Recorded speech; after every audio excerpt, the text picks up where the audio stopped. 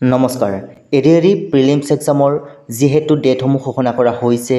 Grade 3ৰ 15, 22 আৰু 29 ছেপ্টেম্বৰ তাৰিখে পৰ্যায়ক্ৰমে পৰীক্ষাসমূহ অনুষ্ঠিত কৰা হ'ব লগতে অক্টোবৰ মাহৰ 20 আৰু 27 তাৰিখে পৰ্যায়ক্ৰমে চতুৰ্থ বৰ্গৰ পৰীক্ষাসমূহ অনুষ্ঠিত কৰা হ'ব গতিকে এডিআৰই প্ৰিলিমছ এক্সামলৈ আপোনালোকৰ মাজত মাত্ৰ ভালকৈ আপোনালোকে দুমাহ সময় পাব গতিকে এই দুমাহ ভালদৰে প্ৰিপাৰেশ্যন কৰিবলৈ হ'লে আপোনালোকক আমি এইখন গাইডবুক ৰিকমেণ্ড কৰিম যিখন গাইডবুকত সম্পূৰ্ণ সিলেবাছ অনুসৰি আটাইকেইটা বিষয়ৰ কুৱেশ্যন এনচাৰ অসমীয়াতে লাভ কৰিব এইখন গাইডবুকত 13,000তকৈও অধিক কুৱেশ্যন এনচাৰ আপোনালোকে লাভ কৰিব এইখন গাইডবুক ইতিমধ্যে 10,000তকৈও অধিক পৰীক্ষাৰ্থীয়ে বাছনি কৰিছে গতিকে আপোনালোকে যদি এতিয়াও ডাউনলোড কৰি লোৱা নাই ডাউনলোড কৰি ল'ব পাৰিব লিংক এই ভিডিঅ'টোৰ তলত ডেছক্ৰিপশ্যন বক্সত দিয়া আছে সেই লিংকত ক্লিক কৰি আপোনালোকে ডাউনলোড কৰি মোবাইলতে প্ৰেক্টিছ কৰিব পাৰিব যোৱা বছৰ এইখন গাইডবুকৰ পৰা যথেষ্টখিনি কুৱেশ্যন এনচাৰ কমন আহিছে গতিকে আগন্তুক এডিআৰই প্ৰিলিমছ এক্সামত আপোনালোকে যথেষ্টখিনি ভাল ফল প্ৰদৰ্শন কৰিব পাৰিব এইখন গাইডবুকৰ জৰিয়তে যিসকলে এতিয়াও ডাউনলোড কৰি লোৱা নাই ডাউনলোড কৰি ল'ব পাৰিব লিংক ডেছক্ৰিপশ্যন বক্সত এভেইলেবল আছে সো বেছি পলম নকৰি ভিডিঅ'টোৰ ফালে আগবাঢ়িছোঁ আজিৰ পৰা আমি ক্লাছসমূহ ষ্টাৰ্ট কৰিছোঁ এডিআৰই প্ৰিলিমছ এক্সামৰ কাৰণে ইম্পৰ্টেণ্ট কুৱেশ্যন এনচাৰসমূহ আমি ভিডিঅ'ৰ জৰিয়তে আপোনালোকক আগবঢ়াম প্ৰতিদিনে ভিডিঅ'সমূহ পাই থাকিবৰ কাৰণে চেনেলটো ছাবস্ক্ৰাইব কৰি ল'বলৈ নাপাহৰিব ফাৰ্ষ্ট কুৱেশ্যন আছে IIT Guwahati was establish in the year অৰ্থাৎ আইআইটি গুৱাহাটী কেতিয়া স্থাপিত কৰা হৈছিল বা স্থাপন কৰা হৈছিল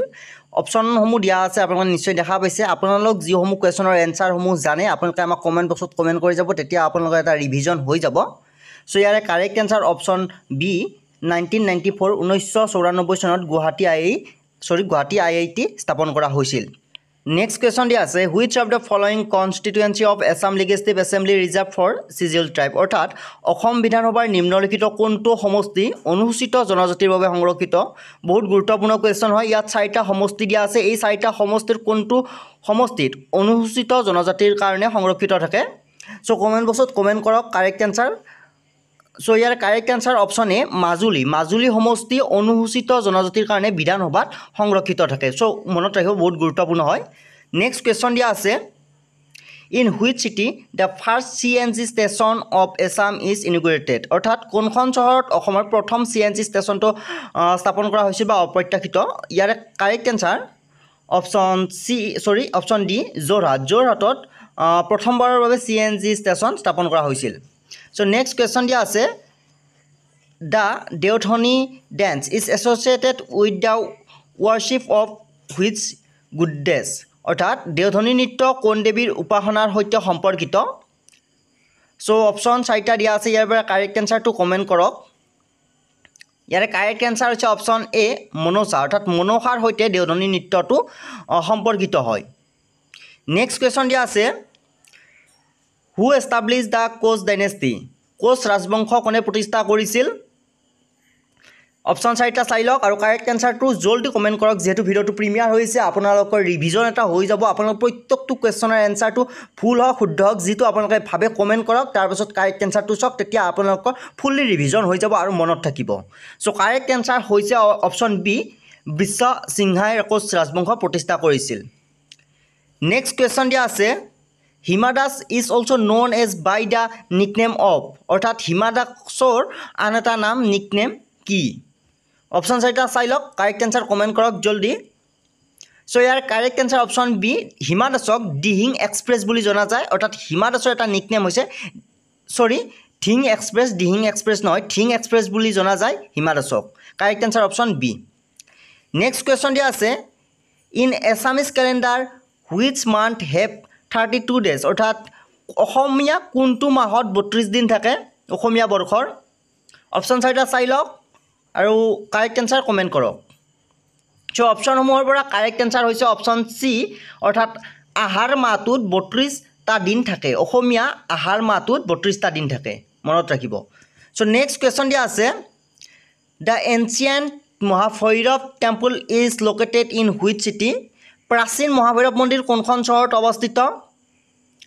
কাৰেক্ট এনচাৰ কমেণ্ট কৰক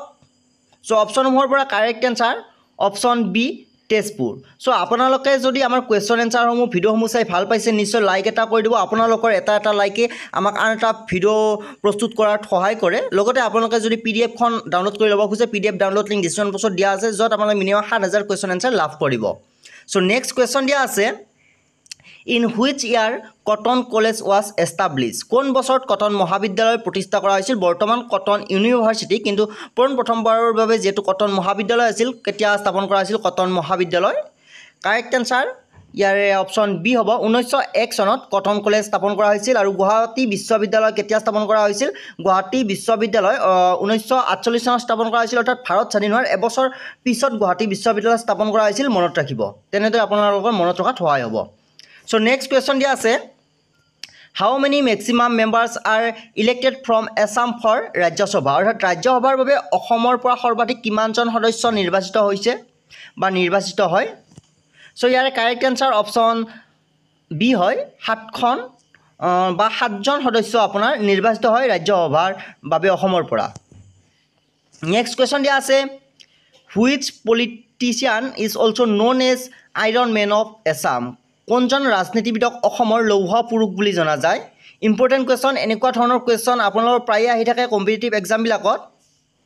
সো ইয়াৰ কাৰেক্ট আনসাৰ অপশন সি বিষ্ণুৰাম মেধিক অসমৰ লৌহ পুৰুষ বুলি কোৱা হয় আইৰন মেন অফ এছাম বুলি কোৱা হয় বিষ্ণুৰাম মেধিক কাৰেক্ট আনসাৰ অপশন সি সো নেক্সট কোৱেশ্চন দিয়া আছে এভৰি ইয়াৰ বীৰ চিলাৰাই দিৱস ইজ সেলিব্ৰেটেড অন অৰ্থাৎ প্ৰতি বছৰে বীৰ চিলাৰাই দিৱস কেতিয়া পালন কৰা হয় আপোনালোকক যিকোনো দিৱস এটা তাৰিখ সুধিবই যিকোনো ধৰণৰ কম্পিটিটিভ এক্সাম নহওক কিয় গ্ৰেড 3 হ'ব পাৰে গ্ৰেড 4 হ'ব পাৰে যিকোনো এটা দিৱস কেতিয়া পালন কৰা হয় আপোনালোকক সুধিবই সো বহুত গুৰুত্বপূৰ্ণ হয় এনেকুৱা ধৰণৰ question answer correct answer option A 9 ফেব্ৰুৱাৰী তাৰিখে বীৰ চিলাৰাই দিৱস হিচাপে পালন কৰা হয় প্ৰতি বছৰে সো নেক্সট কোৱেশ্চন দিয়া আছে which one is the largest tributary of the river Brahmaputra অৰ্থাৎ ব্ৰহ্মপুত্ৰ নদীৰ আটাইতকৈ ডাঙৰ উপনদী কোনটো সুধিছে অপশনসমূহৰ পৰা কাৰেক্ট আনসাৰটো কমেন্ট কৰক জলদি so correct answer option A Subansiri বা সোৱণশিৰি হৈছে আটাইতকৈ ডাঙৰ উপনদী ব্ৰহ্মপুত্ৰ নদী সো পিডিএফ ডাউনলোডিং ডিসক্ৰিপশন বক্সত দিয়া আছে সেই লিংকত ক্লিক কৰি আপোনালোকে ডাউনলোড কৰি ল'ব পাৰিব আৰু মোবাইলতে পঢ়িব পাৰিব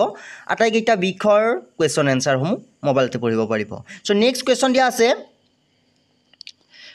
on 12 January 2021 which one has been formally declared as a new district of Assam অৰ্থাৎ 2012 চনৰ 12 জানুৱাৰীত কোনখন ডিস্ট্ৰিক্টক নতুন জিলা হিচাপে ঘোষণা কৰা হৈছে অসমৰ অপশনসমূহ চাই লওক সো ইয়াৰ correct answer option B Bajali জিলাক 2021 চনৰ 12 জানুৱাৰী তাৰিখে চৰকাৰীভাৱে নতুন ডিস্ট্ৰিক্ট হিচাপে ঘোষণা কৰা হৈছিল মনত ৰাখিব সো নেক্সট কোৱেশ্চন আছে In addition to Assamese, which other language from the state is included in the 8th schedule of the Indian Constitution? অৰ্থাৎ ভাৰতীয় সংবিধানৰ 8টা অনুসূচিত ৰাজ্যৰ আন কোনটো ভাষা অন্তৰ্ভুক্ত কৰা হৈছে সেইটো অসমৰ উপৰিও অৰ্থাৎ অসমৰ উপৰিও ভাৰতীয় সংবিধানৰ 8টা অনুসূচিত ৰাজ্যৰ কোনটো ভাষা অন্তৰ্ভুক্ত কৰা হৈছে সো ইয়াৰ কাৰেক্ট আনসাৰ অপশন ডি হয় বড়ো অৰ্থাৎ অসমৰ উপৰিও ভাৰতত যি 8টা অনুসূচিত ৰাজ্য আছে ভাৰতৰ তাতে বড়ো ভাষাটো অন্তৰ্ভুক্ত কৰা হৈছে নেক্সট কোৱেশ্চন দিয়া আছে which of the following districts do not share borders with Bhutan অৰ্থাৎ নিম্নলিখিত কোনখন জিলাই ভূটানৰ সৈতে সীমা ভাগ বতৰা নকৰে অপশনসমূহৰ পৰা কাৰেক্ট আনসাৰ জলদি কমেন্ট কৰক সো ইয়াৰ correct answer option B Bongaigaon ডিস্ট্ৰিক্টে ভূটানৰ সৈতে সীমা ভাগ বতৰা নকৰে নেক্সট কোৱেশ্চন দিয়া আছে who is the founder of the Assamese daily English newspaper the Assam tribune অৰ্থাৎ এছাম ট্ৰিবিউনৰ প্ৰতিষ্ঠাপক কোন আছিল ইয়াৰ correct answer option B Radha Gobinda Baruah আছিল প্ৰথম অসমীয়া ইংলিছ নিউজ পেপাৰ অৰ্থাৎ অসমৰ প্ৰথম English newspaper the Assam ট্ৰিবিউনৰ প্ৰতিষ্ঠাপক আছিল ৰাধা গোবিন্দ বৰা নেক্সট কোৱেশ্চন দিয়া আছে ফখৰুদ্দিন আলী আহমেদ ৱাজ দ্য ডেছ প্ৰেছিডেণ্ট অফ ইণ্ডিয়া অৰ্থাৎ ফখৰুদ্দিন আলী আহমেদ ভাৰতৰ কিমানতম ৰাষ্ট্ৰপতি আছিল সো ইয়াৰে correct answer option B 5 number ৰাষ্ট্ৰপতি আছিল ফখৰুদ্দিন আলী আহমেদ ভাৰতৰ 5 নম্বৰ ৰাষ্ট্ৰপতি আছিল নেক্সট কোৱেশ্চন দিয়া আছে who was the first Assamese to get Arjuna award অৰ্থাৎ অৰ্জুন বঁটা লাভ কৰা প্ৰথমজন অসমীয়া কোন আছিল সো ইয়াৰে কাৰেক্ট আনসাৰ অপশন সি ভোগেশ্বৰী বৰুৱা আছিল অসমৰ প্ৰথমজন অৰ্জুন বঁটা লাভ কৰা অসমীয়া নেক্সট শেষৰটো কোৱেশ্চন আজিৰ মক টেষ্টৰ in which year Kaziranga was declared a world heritage site by UNESCO অৰ্থাৎ কোন বছৰত ইউনেস্কোৰ দ্বাৰা কাজিৰঙাক বিশ্ব ঐতিহ্য ক্ষেত্ৰ হিচাপে ঘোষণা কৰা হৈছিল এই কোৱেশ্চনটো আমি বাৰংবাৰ বিভিন্ন ভিডিঅ'ত আলোচনা কৰি আহিছোঁ গতিকে ইয়াৰ কাৰেক্ট এনসাৰটো আপোনালোকে আমাক কমেণ্ট বক্সত প্ৰতিজন ভিউৱাৰ্ছে কমেণ্ট কৰিব